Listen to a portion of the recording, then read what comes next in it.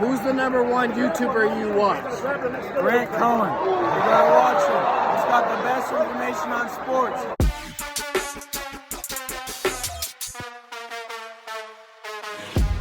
The best running back on the team. It's probably Raheem Mostert. Probably. I think so too. But I really want to say Trey Sermon, even though I can't because I've never seen him play in the NFL. I just think that his skill set is more suited for a longer career and to more games. Mm-hmm. And I love the idea of him being the guy in between the tackles and having Mostert go back to that 8 to 10 touch role where he can really do damage and can keep himself fresh. And that's really when this offense was humming, when, Tevin Coleman would get those 2-3 yard gains. Not saying that, Trey Sermon's not going to just get 2 or 3, he'll probably get a little bit more. But I think that he was his most effective when they were using him that way. Now, obviously that changed when he just rode the hot hand the rest of the way, Kyle Shanahan, and just played Raheem Mostert the entire way. So I'll say Raheem Mostert now, but I kind of want to hedge my bet and say Trey Sermon because I think that he can do it for every down.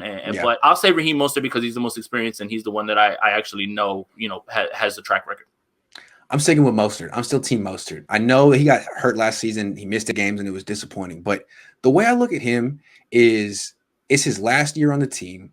They're paying him like almost $4 million. They probably won't bring him back next year.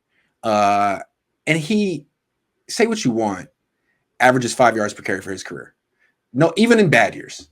So I still think they should push the envelope with Raheem Mostert. Not 17 carries a game, but I would be cool with 13.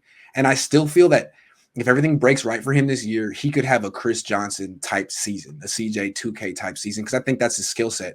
I don't know if he can put it together and not get hurt, but if he gets hurt in a game, it's football, man, and you're not going to be in the team next year. So I can kind of live with it. I don't think they should baby Mostert this year. I think they should throw him out there, and if he gets hurt, all right, well that's the next team's problem. Sorry. I agree with that premise because he's probably not going to be back next year. So why not try to just, get all the tread off the tires. And I think that there is a little bit of a narrative that is being pushed, as soon as a running back gets closer to 30, that he's like completely done.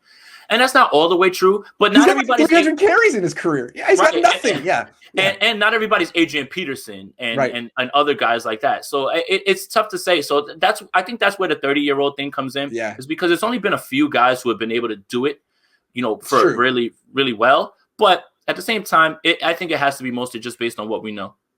He's got fresh legs. Remember Chris Johnson? I think that year that he ran for 2,000 yards, he ran the ball 358 times. League was a different place back then. Yes, sir.